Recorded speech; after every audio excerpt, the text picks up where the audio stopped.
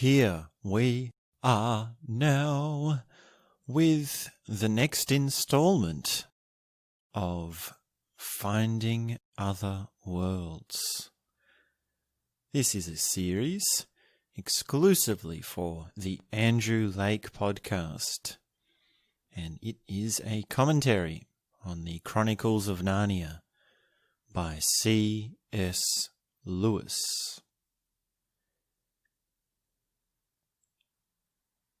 Have you ever gone back to your childhood neighborhood? Or have you ever just gone back to somewhere that you haven't been in years and years and years? Go back to that place and just look around and reminisce and bask in some nostalgia for a while. Have you ever done that? Can you remember what that's like? Can you feel what that's like? I myself have had quite large dosages of nostalgia in my time. It's built me quite a tolerance. And I think there's something to learn in going back to those places. And it's a lesson that really can only be learnt with a subtle understanding of where you sit within the continuum of time. And I went back to my childhood neighborhood one time, and I was struck by how the memories came back. I was struck by how many things leaped out at me in my mind, in my being, as I was just slowly walking around that childhood neighborhood, which had a memory to every corner of it. It had a story behind every little spot, every patch of grass, every tree, every house, every little area that we used to play in and be in. And of course the place had changed. I could see that, but I could also see that some things hadn't changed. It was still the place that it was.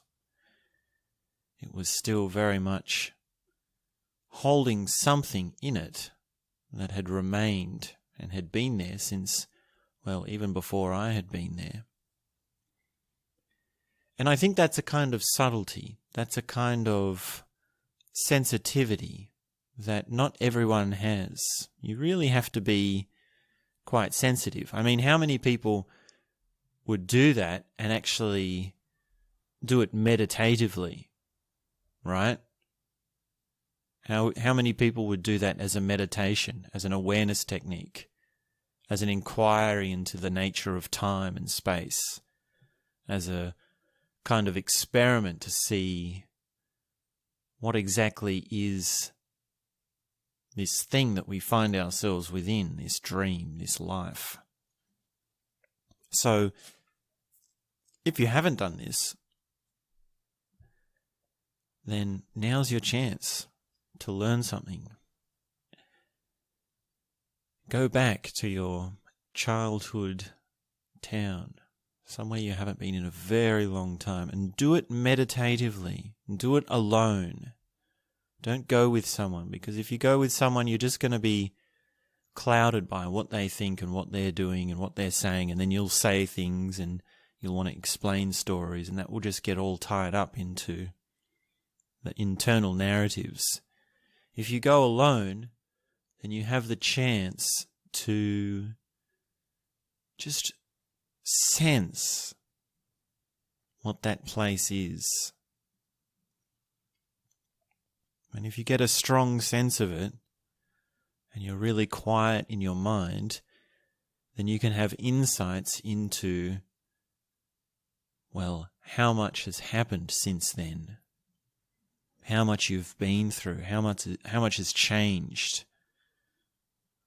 It's almost like you're re-entering the way that you were when you were in that place so long ago. And yet it's not a complete entrance, because still how you are now remains in some form, in some way, in some degree. So you're bridging something from your deep past. Now, this experience, if you are sensitive to it, well, it can become a bit addictive. It can become a bit like, oh, I like this feeling. How do I get more of this? It's kind of I guess you could call it a meditative state or a consciousness state. I don't know if it entirely qualifies as a state rather than an experience. But watch out for that, because then you're on the slippery slope of of having too much want for nostalgia, and then you'll be driving around and looking for all the places that you haven't been in a long time. Yeah, I've definitely known that trip. I've known that game. And the other thing, of course, is if you visit the old place and then you do your inquiry and then you go back again the next week, well, something will have worn off. Something will have not quite happened as well the second time. And I believe you can actually, I don't see this as a good thing actually, I see this as a bad thing, but you can actually be wanting of certain things within you. Almost like, well, to put it simply, you become addicted to the nostalgic feelings. You become wanting to have them more often. So those are some thoughts that actually I was having when I started reading Prince Caspian, which is the next book in the Chronicles of Narnia that we're talking about. So let's get into this story about a prince named Caspian. And the story begins in London. London, ah yes, London. And in London there is a train station with 4 children sitting on it, waiting to go off to boarding school. 2 boys and 2 girls, as a matter of fact. And you know these characters if you've been listening along to our series, or if you just know Narnia. It's Peter, Edmund, Lucy, and Susan. These old fellas, these old mischievous kids, what are they up to now? Well, the girls, they're going off to boarding school in one direction, and the boys, they're going off to boarding school in another. So they're sitting there waiting to be transported to a new world. And this is particularly different for Lucy because it's her first time at a boarding school. So she's probably the one in the most nervousness, but, well, it's just school, really. It's a bit of a drag for what they're mostly thinking. There's not much excitement to it. So they're sitting on the station, waiting to go off to boarding school. And as it happens in these stories, suddenly someone's pulling on someone, and they're not sure how or why, and then someone's pulling more, and then they're becoming very uncomfortable, and there's a swirl of colours, and there's a swish and a magic and a patinga-bating, and all of a sudden they find themselves in a totally different place, in a totally different land, in the middle of the forest.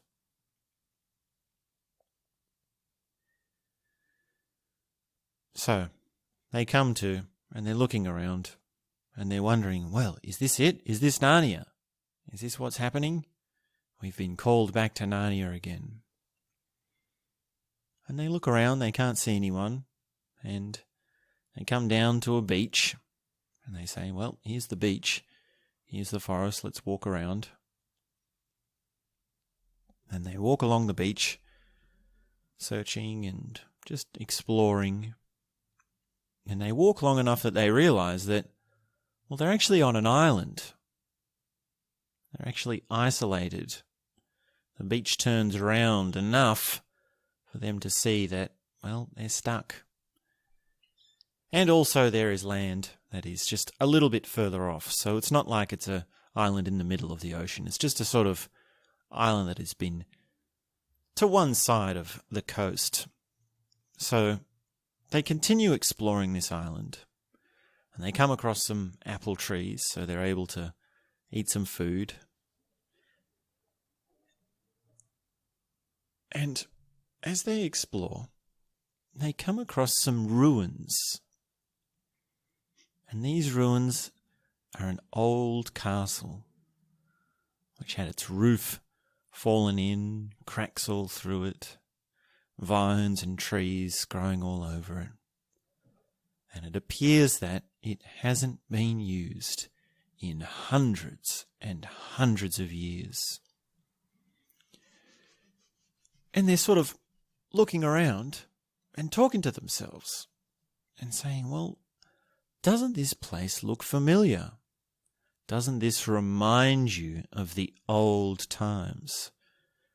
And of course, they're talking about all the old times and the things they used to do, because you remember the last time these four were in Narnia, they actually became kings and queens and lived in a castle. And now, well, they're sort of having these memories come back to them about, oh, remember the time the dwarf did this, and oh, remember the time we chased off those stags, and all these sorts of things. And they're looking around, and one of them finds an old chess piece, a little piece from a chessboard, and they think, well, doesn't that look so familiar? And as they talk amongst themselves, well, Peter says, you know what? I think this might actually be the place. This is the old castle that we were in last time we were in Narnia. And they think, well, it's only been a year since they were last here. How could hundreds and hundreds and possibly even 1,000 years have changed since then? And they talk amongst themselves and they realize, well, Narnia doesn't operate on the same time. As you remember, last time they came back, well, it had been like they'd only been gone for a few minutes, which meant that, well, they lived a whole life in the space of only a few minutes. So they work out that Narnia time is different to the time of London and the world they're from. And then they say, well, if it is the castle, let's go down and see if the old treasure chest is there, the old treasure room. And they go down and they figure out that, well, this is the place, it looks to be the place, and they dig up the treasure. And they get into the dungeon where all the secret things are held, and there's all this gold and all this jewellery and all these valuable things. And they even find their old gifts that they had from Santa, that they were given from Santa. So Edmund, well, he didn't have one, but the others got, well, what did they get? Lucy got her healing potion, Susan got her bow and arrow, and Peter got his sword and his shield. But the other prop that's missing is Susan's horn. They can't find Susan's horn. So that was the horn that was to be blown when you need help, when you need someone to come to the rescue. So that, unfortunately, is missing. And so the kids are sort of looking around, and another thing is that, well, Peter wonders if he's even able to remember the lessons that he's learnt in the life that he lived previously in Narnia. And they're also wondering, well, why are they here? Why has this happened? They've just sort of turned up in this desolate place. An age has passed. What's the point of them being here? There must be some reason. There must be some mission or something, right? Well, what are they supposed to do? Are they supposed to just sit around in these ruins and eat apples off the trees all day and reminisce about times past? What are they supposed to do? So, after some time,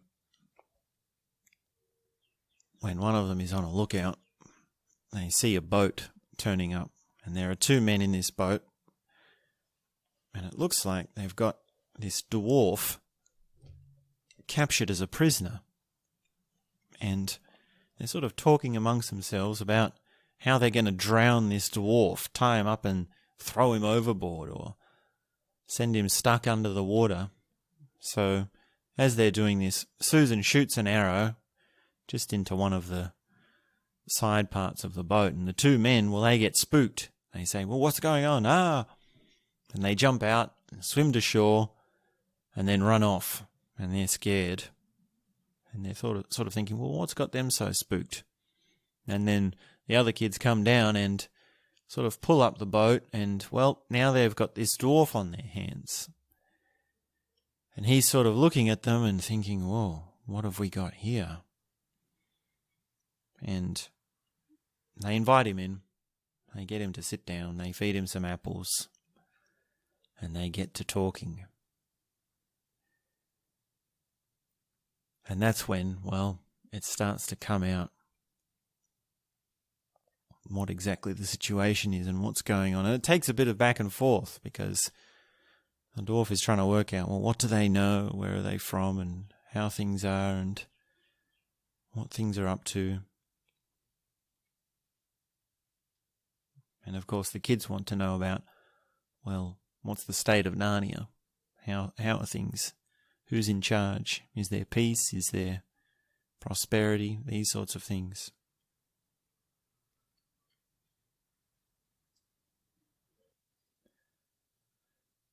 So they find out that currently Narnia is at war. And the war is between this uncle who thinks he's king, who isn't really, and this nephew who is the king. And this nephew is Prince Caspian, the rightful heir to the throne of Narnia, to the kingdom of Narnia. And the dwarf sort of has to back up and, well, explain a little bit of the history to the kids. So he allows himself the freedom to tell the story of Caspian. And the story of Caspian is rather interesting because it's got a lot of backs and forths. Caspian is learning about certain things from his tutor. He's learning stories about the old Narnia. And his uncle doesn't like this. His uncle is very much against this.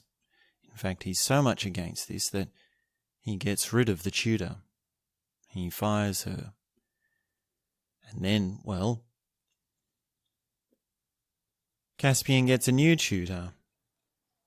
And he's a funny-looking guy, a little bit short. It comes out later that he's half dwarf. But this tutor also tells stories of the old Narnia. Now, the history here is that Narnia was conquered by Caspian I, and he became king over the lands, and then something like 8 or 9 generations later, well, this is Caspian the 9th, Caspian the 10th, and he's the rightful heir. But under the current regime, well, it's his uncle that is king because the prince is too young. And this current uncle, this current lord, had done a sort of kind of treachery of weeding out and secretly assassinating and having mistakes happen and accidents happen to the previous king once he'd gone, and his advisors once he'd gone. So he'd sort of coerced his way into becoming the king, and he wasn't really the king. So he's not right the king. He's not really the king. So the story goes that Caspian is getting lessons from his tutor and learning about the old Narnia, and his tutor is telling him all sorts of things. There's even a scene where they wake up late one night to go up to one of the towers of the castle to see an alignment of some of the stars. And when they're up there, they're able to talk more about the old Narnia. And they realize this time, of course, that they have to keep it in secret. They have to keep it a secret. They have to actually not let on that he's learning these things. And that's an important illustration. That's an important thing to understand, which is that there are things in your education that are dogmatic. They are closed. They are not open to other worldviews. And this is how different worlds work, right? This is what happens when you have two worlds sort of clashing against each other. And we're finding this now, interestingly enough, within Narnia. So it's not like this is Narnia and some other place. It's not like Narnia and London, but it's actually happening within Narnia. It's like the old Narnia, which is the mythological history of the White Witch and the Edmund, Lucy, Peter and Susan and the talking animals and these sorts of things and all these magical things. But now in the same very land, in the same very place, geographically, well, now it's occupied by these people. It's predominantly run by humans. And the history that they're teaching is that, well, actually there are no talking animals. Things aren't quite like that. Those are just myths. Those are just legends. Now, isn't that a story? Isn't that a thing to make as a statement about the education system, about how paradigms are, about how history is, about what certain worldviews say about other worldviews? And basically, well, what they say is that they're not true. They don't exist. And also you're going to get in trouble if you say they are. You're going to get in trouble if you even talk about them. So I think the message is clear. I think it's quite an obvious statement that the author is making about how it is that different worlds are spoken about in the education system with the younger generation. And the insight that is to be learned from this is to be curious, to actually believe, to actually listen, to actually see the value in someone who is telling you stories from old, from afar. Now, the thing about this new tutor that Caspian has is, well, he's actually lived the stories. He knows them himself. So that's another reason to listen to his tutor that he finds. So it comes out that the so-called queen, or the queen in acting, the non-rightful queen, becomes pregnant and she has a baby. So now this uncle, this unrightful king, and his wife have a baby. They realize, this tutor and Caspian, that, well, now Caspian's in danger. He's going to be assassinated because the king will want his son to be the next king. And rightfully, well, it's actually Caspian who's next in line. So they make a getaway. They escape. Caspian runs for it before he is assassinated.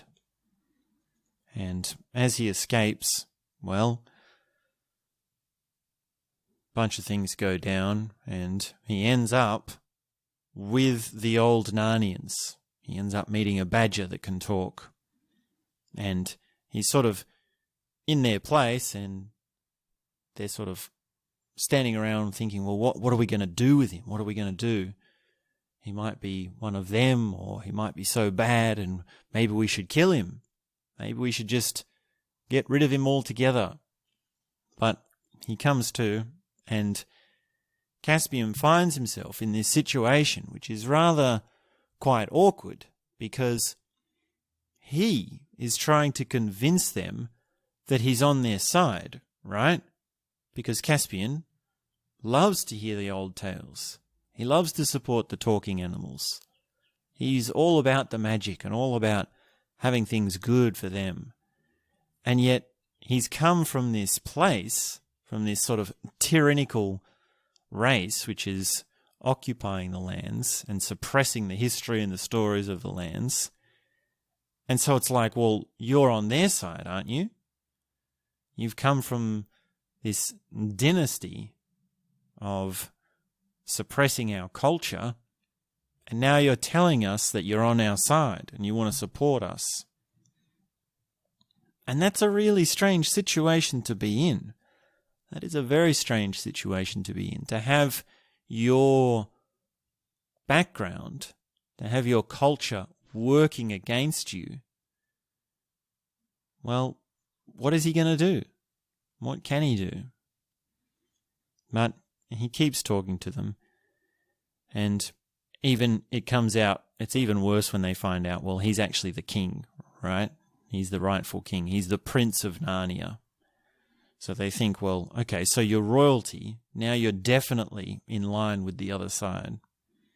But he keeps talking to them, and he keeps saying, well, I like to hear the stories. I like to know about the stories. And he sort of has this opening after some time. He has a kind of, well, they sort of get to know him. They get to see, well, what he's really like and what he's thinking.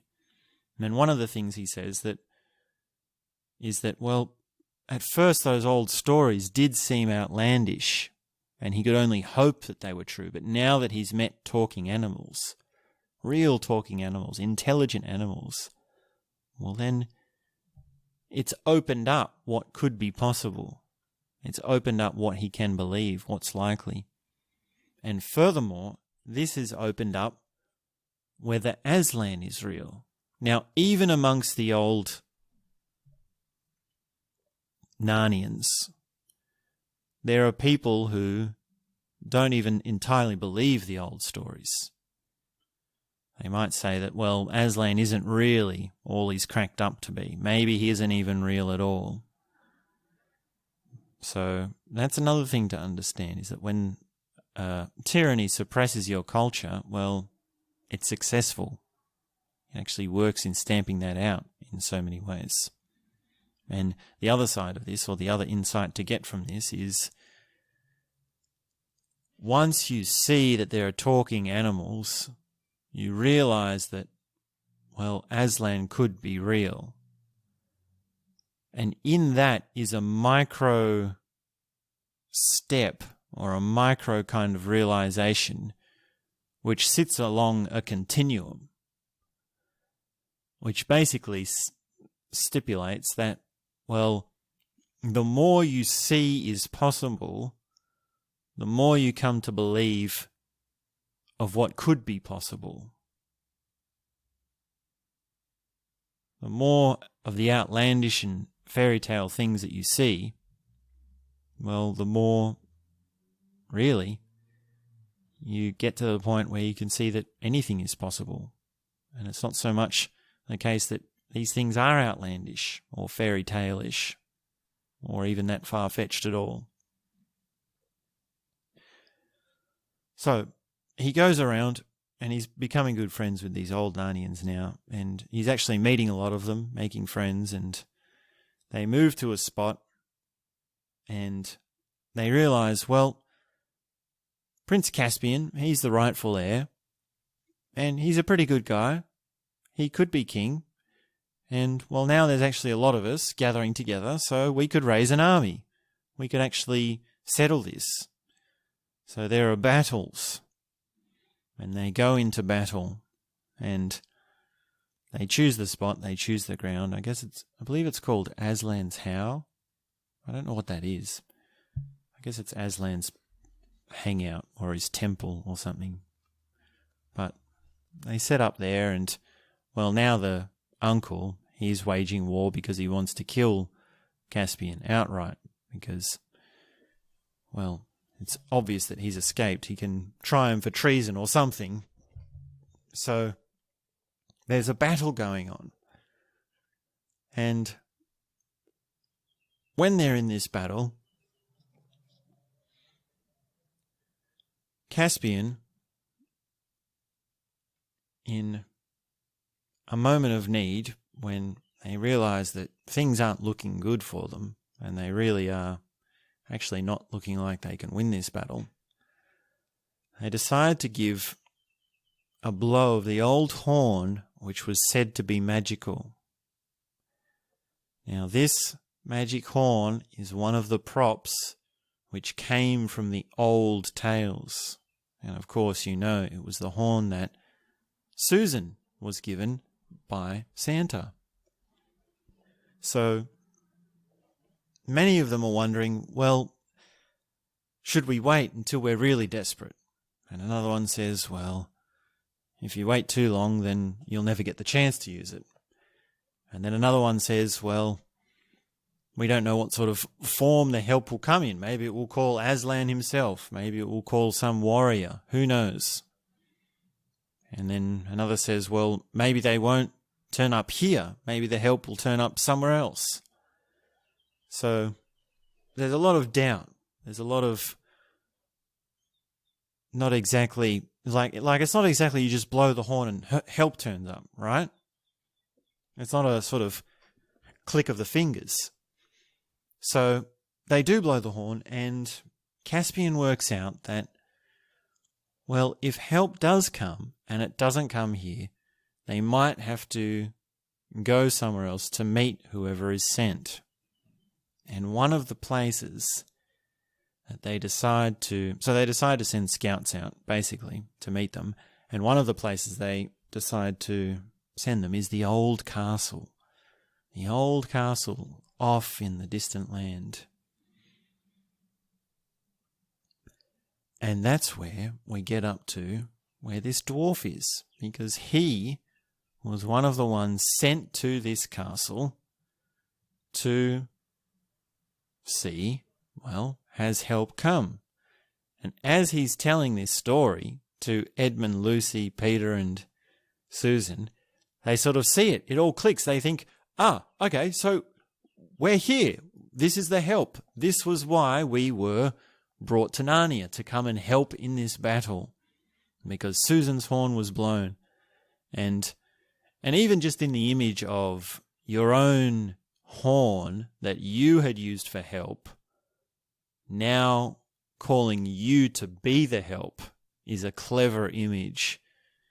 Once you were the one needing the help and now you're the one giving the help. That shows how much they are very much different in how they stand with their experiences of Narnia.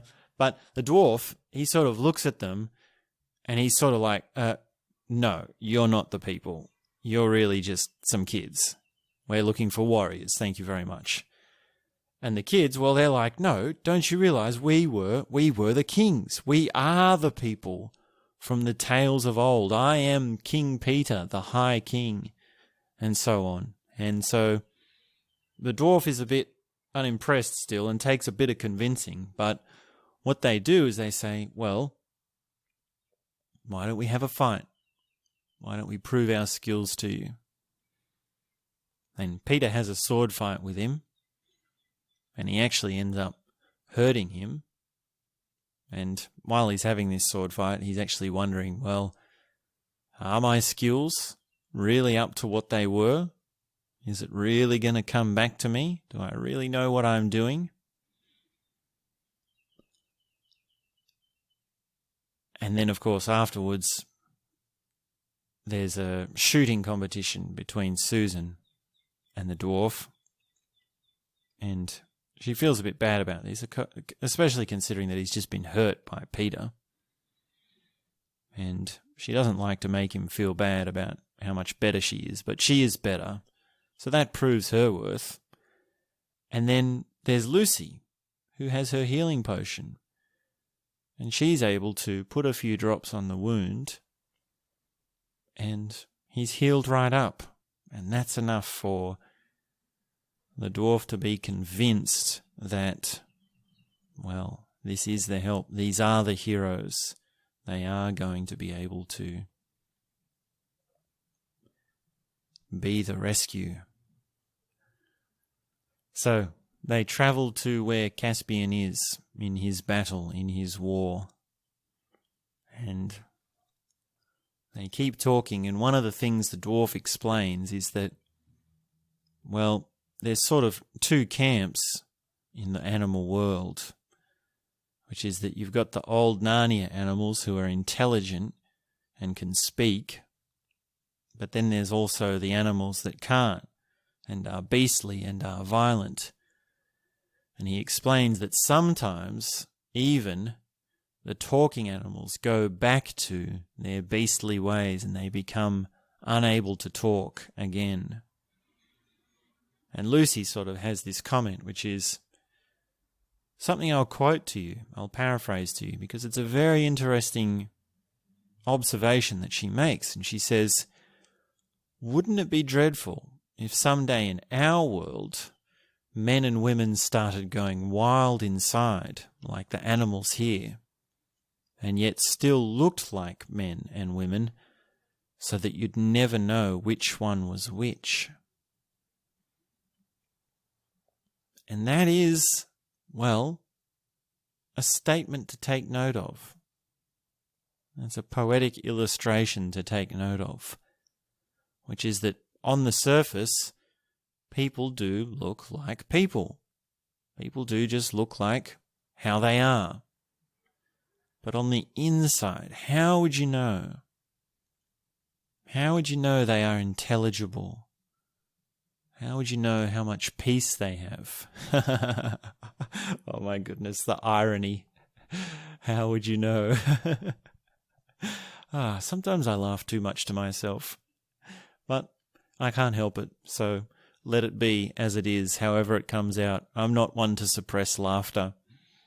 And let's make a point here. Let's make an understanding here, which is that people can be insane on the inside and yet come across as totally normal, come across as unable to be differentiated from those that have clarity.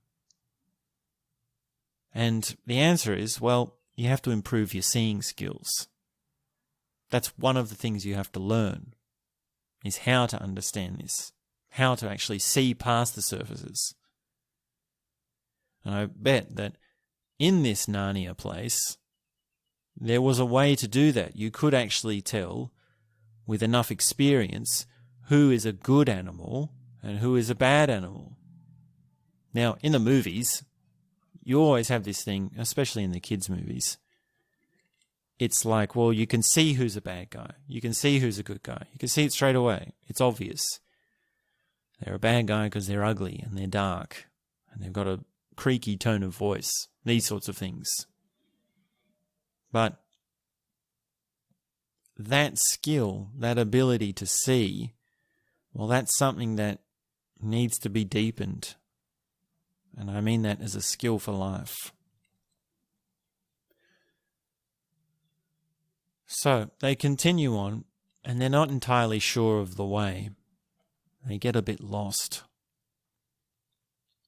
And one day, one afternoon, Lucy sees a lion. And she sort of sees it as a sort of ghostly, etheric figure. And she's not quite sure if it was a trick of the light or not. But she says to the others, hey, I saw a lion. It could be Aslan. He could be wanting us to follow him. He could be wanting us to go this way. He might be guiding us. And they're sort of in this way because they have to choose. Do they go down to the gully or up over the hill? And it's only Lucy that's seen him. And, well, we've been here before, haven't we? And Edmund, quite wisely, points this out. He says, remember last time when Lucy said there was a magical wardrobe and we didn't believe her and it turned out to be true? This time, let's give her the benefit of the doubt. She's seen something. We need to believe her. We should be on her side. So Edmund is on her side because he's learnt his lesson. But Peter, well, he's taking control. He's the High King. He puts himself in the decision-making. And he says, no, we're actually going to go the other way. And they do go the other way. And it's a long way to go. And they actually encounter some trouble. They have someone shooting arrows at them, so they have to double back. They have to go the other way. And they find out that, well, that is the right way to go. And another night, as they're camping, Lucy goes for a walk around the forest. And it's a very beautiful scene, this. This is actually something that is quite... Well, there's a kind of magic to it. She goes on these nighttime strolls, and there's moonlight, and she sort of has a kind of listening with the trees. She has a kind of communion with the trees. She's not exactly speaking to them. She's more in a state of being in touch with nature. And I think it's important to understand that that's what's happening right before she meets Aslan for real.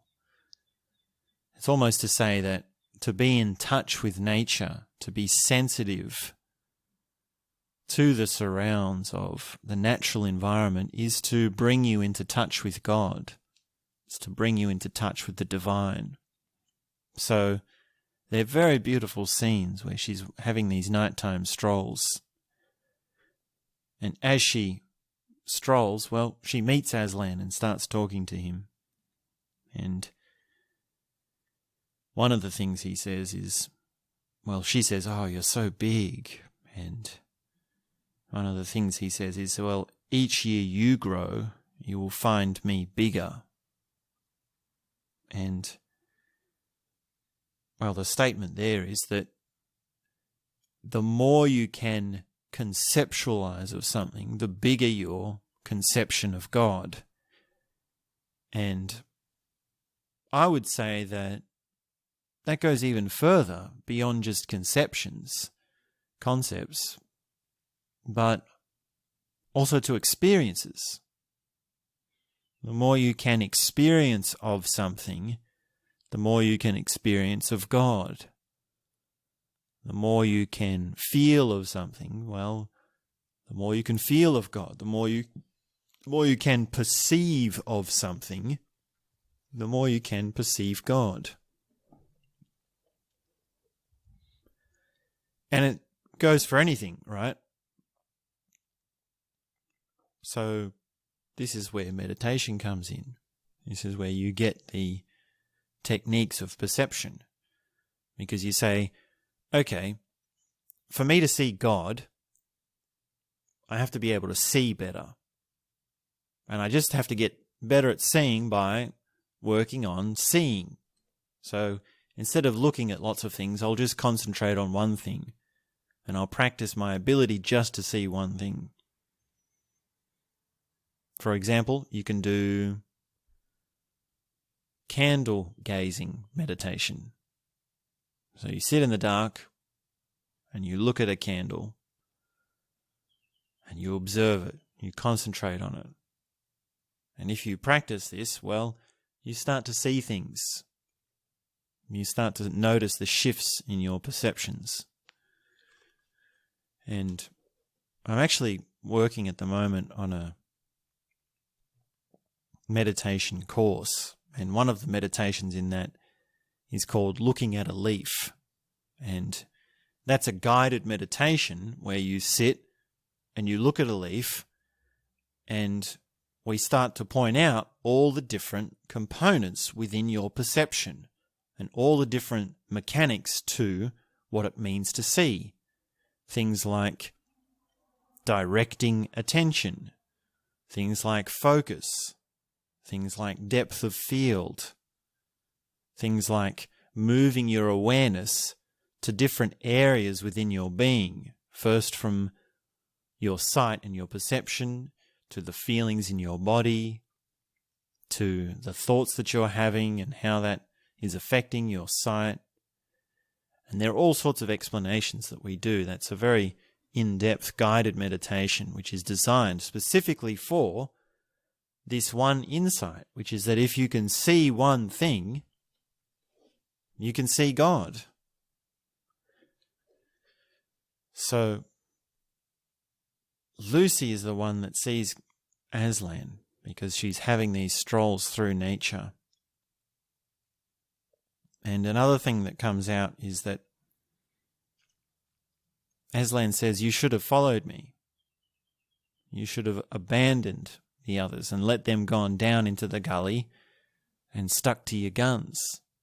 Because, of course, Lucy knew that she had seen Aslan and yet still went the way that Peter wanted to go.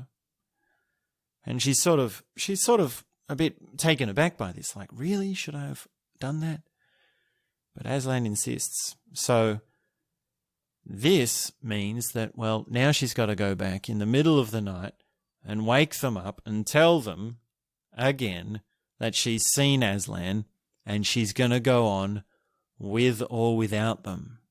So she does that, and it takes quite a bit of convincing to wake them up in the middle of the night. She has to go back and forth a bit, but when they realize that she's serious and she really is going to leave them, well, they start to take her seriously. And it's funny that it has to come to that. It's funny that it has to be so much all or nothing, right? Because remember, Lucy is the youngest and Peter is the eldest. So for Lucy to actually convince the whole lot and say, we're going in this direction, almost as a kind of act of leadership, she's got to put everything on the line. She's got to say, I'm doing it no matter what. Whereas Peter, with his decision the day before, it was like, well, we're going in this direction and it's my word because I'm the High King. He doesn't have to risk everything. He doesn't have to work so hard to convince everyone. They all sort of have to just follow along. So, to Lucy's credit, very much to the credit of the character of Lucy for being able to stick to her guns and learn that lesson and actually get them up and off in the right direction. And the funny thing is that it is the right thing to do. It's the correct thing to do. It's the truth of the matter. They really do need to meet up with Aslan. They really are going to meet up with Aslan if they do what she says. And yet it's the harder thing to do. It's the thing that takes more of a test of character. It's the thing that takes more convincing. So that's an interesting illustration. Now, they do meet up with Aslan, but he heads off. Wait, do the other kids meet Aslan? I can't remember.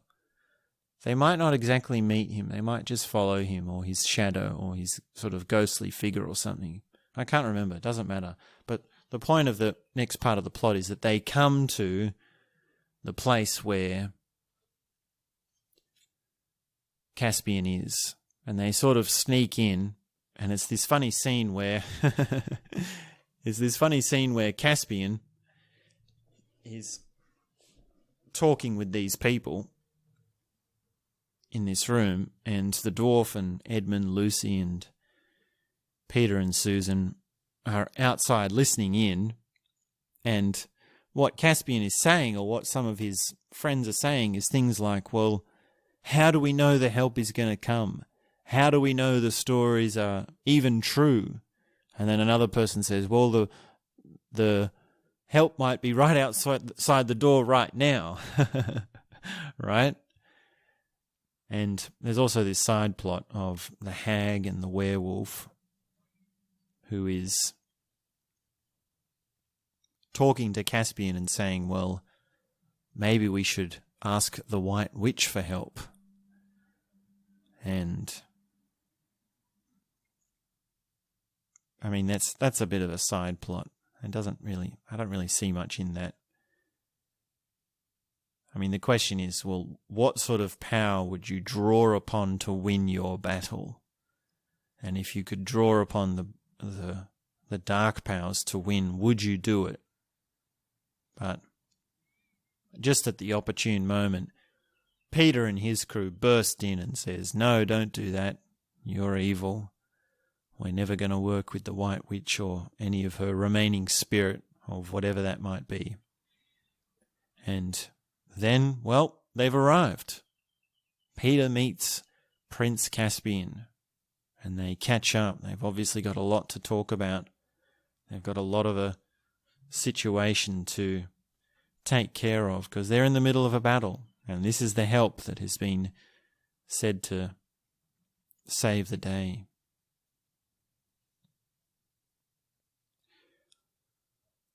So, probably, I think that's about enough for today. We're almost at the time when we can move on to something else. Whatever that is meant to mean. I have no idea what that means.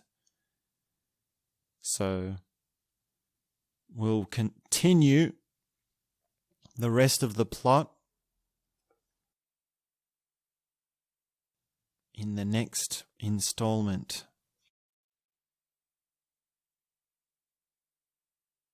And that will be the second part of Prince Caspian. So thanks very much for tuning in. We'll be back very soon with more. And that's all I have to say for now.